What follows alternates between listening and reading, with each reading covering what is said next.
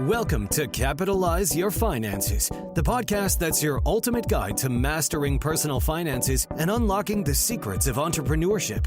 Each week, we dive into the world of personal finance and business development and have fascinating conversations with industry experts, seasoned entrepreneurs, and thought leaders who share their insights, strategies, and stories to help you get ahead in life. Whether you're a seasoned entrepreneur looking to scale your business or someone just starting out on your financial path, this podcast is your go-to resource for inspiration and actionable insights. Welcome back to Capitalize Your Finances. As always, I'm your host, Christopher A. Poniotu, certified financial planning professional, the Cap and Capitalize. And on today's episode, I'm going to get into signs that you are saving too much for retirement. Yes, that is a thing. But as always, before we get into the topic of discussion, the free advice for the week. Sometimes the best avenue to pursue in terms of growing your net worth is not from investment returns.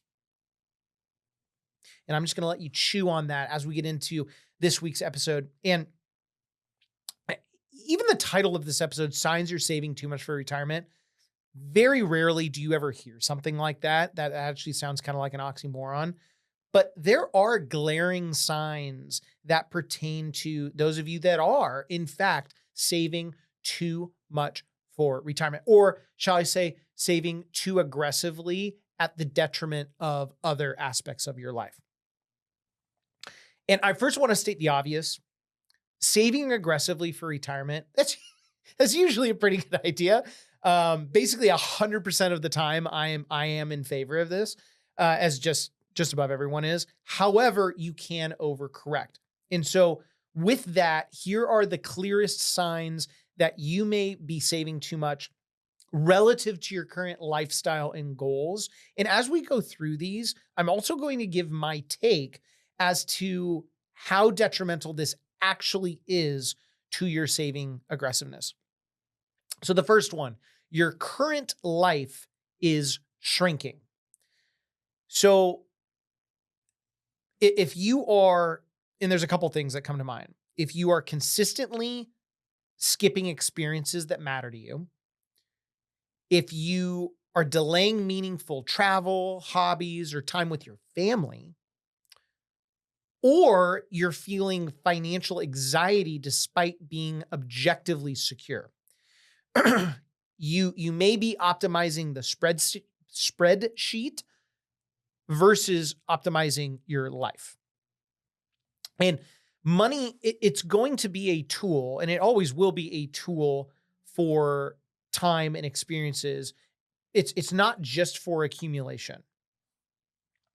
That being said, huge caveat, sometimes you have to sacrifice a month or two, or in some cases years, to afford the ability to pull back. As there's going to come that point where the compounding of your money takes hold of itself so that you theoretically don't have to throw another dime at it ever again.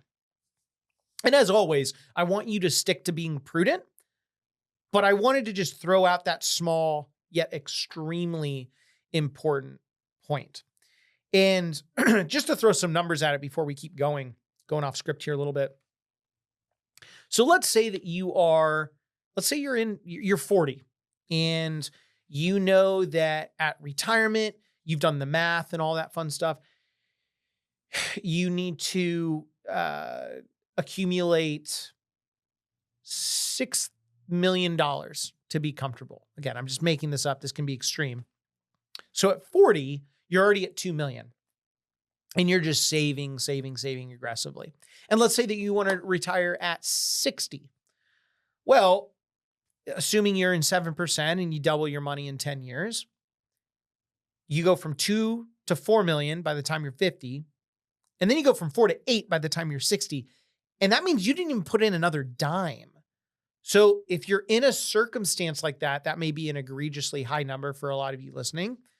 But the point is, think about those numbers. And then once you know that you're going to be there kind of regardless, then you can live a little bit more and you know you can have your cake and eat it too.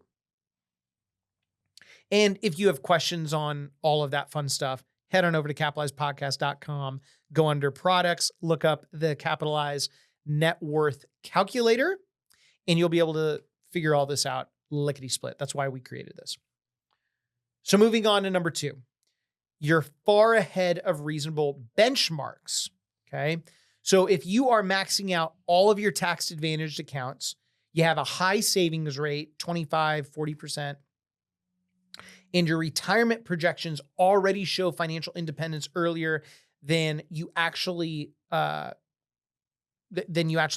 in terms of stop being able to work and you want to be independent, those extra dollars will have diminishing returns. And that last part I mentioned a little bit earlier, but it's one of those things that you need to be aware of in terms of getting all of the easy wins out of the way, and then you're just above and beyond better off. Now, what could that extra money do for you? It could build optionality. It could fund a lifestyle upgrade that now you can afford. It could be deployed into a business or real estate or your own business. It could create memories. Now, another point worth mentioning is that if all of these points still apply and you have debts outstanding, even though I am in general massively opposed to paying down low interest rate debts fast, all things being equal, it will simply, if it will simply give you more comfort knowing that your monthly cash flow is freed up on top of the fact that you can retire sooner and live larger than you currently are, you can do it. And again, to be clear, I'm opposed to paying off low interest debt, but this is a very, very small exception. And the third thing that I think of when you're saving too much for retirement, you're creating a massive future tax problem. You're probably like, okay, first world problem to have. Well, you can say that until you're actually there, and then you can come talk to me.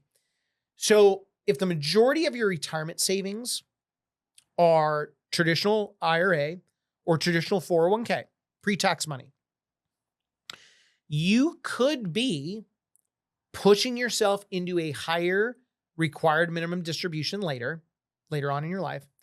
You could be increasing future Medicare premiums, and you could also be creating large tax burdens for heirs. So sometimes diversification across taxable, Roth, and other types of retirement accounts creates better flexibility than just maximizing pre-tax savings. So this is one belief that I actually go back and forth on a lot. And on the surface, it's not wrong. Like everything I just mentioned, not wrong. However, there does come a point where you are so financially successful based on your prudent habits, you're really never going to be in a low tax bracket per se. And it's, again, this is a wonderful problem to have. But yeah, I trust me, like I hate paying taxes. I mean, this episode has just come, it's come out not that far away from April 15th. And I actually closed the office down just because clients don't like paying. I don't like paying. No one likes paying. It is a holiday. I just take it away. It's like, hey, US, take my money, take clients' money, whatever. Yeah, wonderful problem to have. Doesn't make me feel any better about it. Now, regarding RMDs, there are actually ways to minimize those down the road with qualified charitable contributions that are completely tax-free, or you could use your 401k or IRA in retirement to systematically convert these monies into Roth dollars that can grow tax-free. I want to be really clear on this strategy. It is not a cookie cutter strategy, as you're going to want to factor in future tax brackets that you could possibly be in versus the brackets you're in today. Also, possible inheritance that could throw your plan into a whole new light. Because as it turns out, when you inherit a lot of money, your plan changes massively. And even in some cases, keeping your 401k at your employer, your old employer, even though you've retired, you could theoretically perpetually avoid your required minimum distributions. This is a very rare case, to be clear, but it is something to think about. And lastly, make sure you utilize the standard deduction in retirement to allow yourself the opportunity to possibly convert those pre-tax dollars into Roth monies in a super low tax bracket. And in some cases, 0% if you play your cards right. So we're going to take a quick commercial break. Don't go anywhere. Stick around. And when we come back, we're going to keep going through the signs that you are saving too much for retirement. Are you ready to transform the way you approach sales? This episode is sponsored by the second book in the Capitalize series, Capitalize Your Sales, the all-in-one sales framework that saves you from ever struggling again and teaches you how to sell with sincerity, which dives deep into the art and science of driving sustainable growth. Packed with strategies that go beyond surface-level techniques, this book will help you understand what it takes to truly connect with clients, build long-term relationships, and close deals. Whether you're looking to fine-tune your sales craft or break through to the next level, Capitalize Your Sales offers a roadmap to success designed for today's fast-paced business world. Head on over to your favorite bookstore, order today, and start capitalizing your sales immediately. And now, back to the episode. Welcome back from the commercial break. We're going to get right into the fourth sign that you are saving too much for retirement, which is your net worth is growing faster than your lifestyle and you feel no joy. So if your net worth increases every year and your lifestyle hasn't meaningfully improved and you just don't feel the increased freedom, that last part's key, that's often a sign that money is serving accumulation. It's not serving purpose. Wealth should increase freedom. It should increase your margin. It should increase your optionality. And most importantly, I've realized this very recently, wealth should increase your peace. And if it doesn't, the allocation strategy, it just may need to adjust. And I'm not talking about investment allocation. I'm talking about something grander than that. And oftentimes when I see this occur, this is more of a psychological thing than anything else. And there are a number of factors that play into this. And I mean, the list could go on and on, but some of the big ones: childhood, early career starting up, living frugally. I can attest to that one. Trauma experience with money. And I can admit that, I succumb to a lot of these from time to time, as sometimes I feel as though I'm quote unquote still in my apartment when I started my business at this point about 11 years ago. We're not there, but sometimes I go back to that. Now, for those of you that are looking for financial counseling, I got to give a shout out to my friend and business partner, Erica Wasserman. She is one of the, she's the only certified financial therapist I know, and one of like 16 in the country. And so if I were you and you're struggling with the psychological money issues, I would go to her website, yourfinancialtherapist.com, let her know that the Cap and Capitalize sent you, and she will take great care of you. So I got to show my business partner some love on the pod from time to time. Now, before we move on, there's one final point I want to make on this topic. And I want to be very clear on this, because if you're not catching it, it's going to go right over your head. You never get better, quote unquote, in regards to how you feel about this stuff. You just learn to adapt and cope. I wanted to hit this point home because I've spoken to countless people that have asked me, why am I not better already? And I could take this a step further and not go down a rabbit hole. This doesn't just relate to money. This actually relates to life. Like if you've had trauma in your life, you're never going to get better from it. You just adapt and you learn to cope and you build tools within your mind that make you better. The fifth thing that I was thinking of with signs you're saving too much for retirement, you're under investing in yourself. If you are avoiding coaching, if you're skipping health investments, if you're delaying business expansion, assuming you run a business, and if you are not buying back time, whether that means assistance, automation, outsourcing, and if you're doing this because all of it needs to go into retirement, like that's your mindset, that is a massive strategic mistake. So investments in health, that's the biggest one. If you don't have health, you've got one problem. But if you have health, you're going to have a number of problems, as the old saying goes. So investments in your health, skills, relationships, business growth, that's often going to outperform incremental retirement contributions. And I could go down a laundry list, whether it's personally, tax benefit, psychologically. The list goes on and on and on. And what I wanted to just reiterate, I could not agree more with this point. And here's something that's really fascinating. And it's kind of a crazy take, but when you peel back the layers of it, it's really self-explanatory. If you actually go through and invest in your health, in your skills, in relationship and business growth, or personal development, if you don't own a business, your money will not only grow faster, you're actually going to get to your retirement date sooner by reinvesting and earning more of a return on your capital.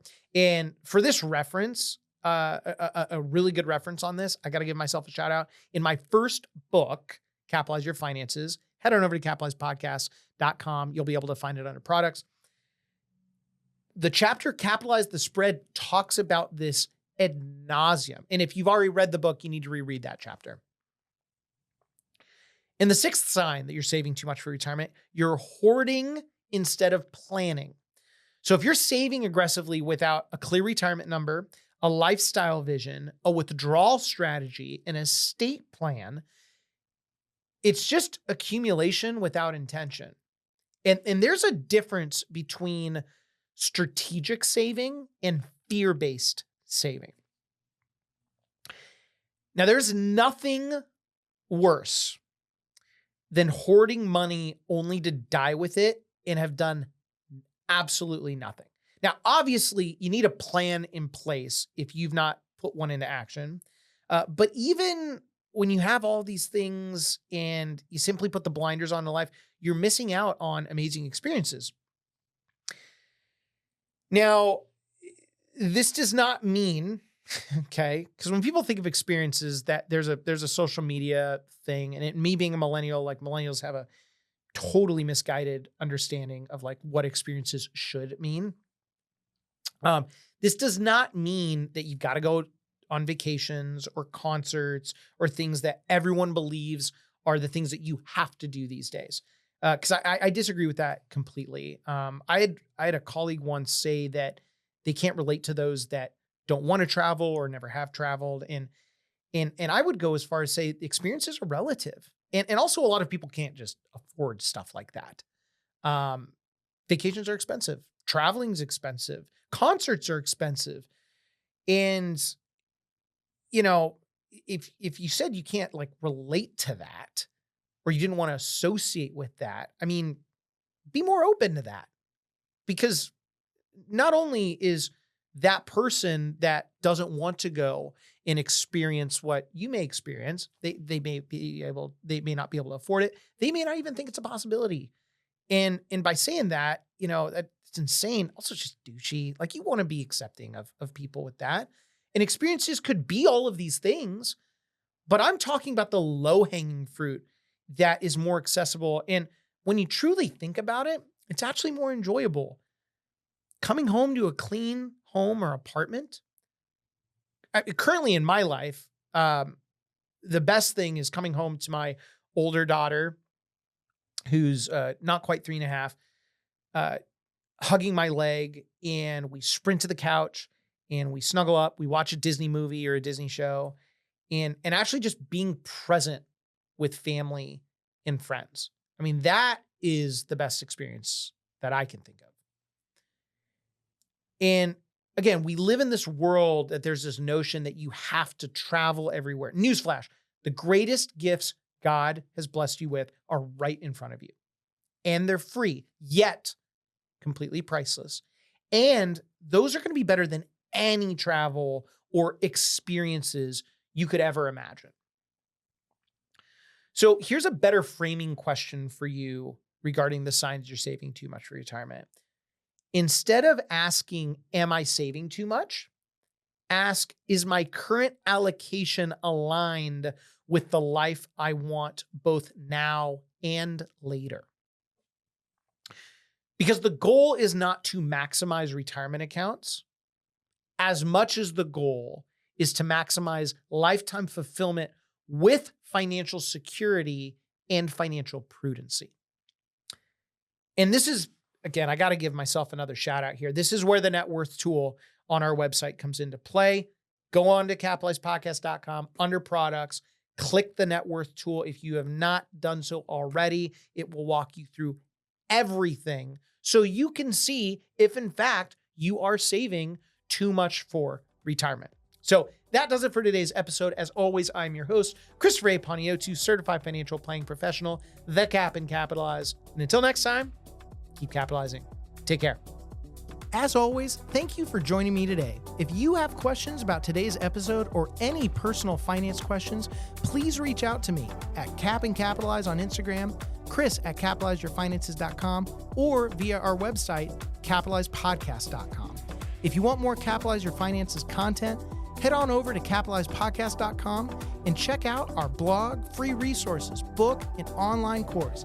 As always, I'm your host, Christopher A. Paniotu, certified financial planning professional, the Cap and Capitalize. And until next time, keep capitalizing. The information provided should not be considered specific tax, legal, or investment advice and is not specific to any individual's personal circumstances. Each taxpayer should seek independent advice from a tax professional based on his or her individual circumstances. These materials are provided for general information and educational purposes based upon publicly available information from sources believed to be reliable. The information in these materials may change at any time and without notice, and its accuracy cannot be guaranteed. There is no guarantee that any investment strategy will meet its stated objective. All investments involve risk, including potential loss of principal. Examples cited are hypothetical, are for illustrative purposes only, are not guaranteed, and subject to potential federal and state law amendments. There is no guarantee that you will achieve the results discussed or illustrated. IRA withdrawals will be taxed at ordinary income rates. Withdrawals prior to age 59 and a half may also be subject to a 10% penalty tax. 401k benefits may be subject to change at your employer, the governing pension, or benefit organization's discretion. Roth IRA distributions of principal from a Roth IRA are tax-free. However, any earnings will be taxed at ordinary income rates, and a 10% penalty tax will apply if withdrawn prior to age 59 and a half or within 5 years of the date the Roth IRA was established, whichever is longer. Traditional IRA account owners have considerations to make before performing a Roth IRA conversion. These primarily include income tax consequences on the converted amount in the year of conversion, withdrawal limitations from a Roth IRA, and income limitations for future contributions to a Roth IRA. In addition, if you are required to take a required minimum distribution in the year you convert, you must do so before converting to a Roth IRA. There is no guarantee that a diversified portfolio will enhance overall returns or outperform a non-diversified portfolio. Diversification does not protect against market risk, and asset allocation strategy does not ensure a profit or protect against loss. Christopher Paniotu is a registered representative with and securities and advisory services offered through LPL Financial, a registered investment advisor, member FINRA SIPC. Capitalize Your Finances LLC is a separate entity from LPL Financial. Capitalize Your Finances is not registered as a broker-dealer or investment advisor. CRPS conferred by College for Financial Planning. Other people and/or companies mentioned in this podcast are not affiliated with or endorsed by LPL Financial or Capitalize Your Finances.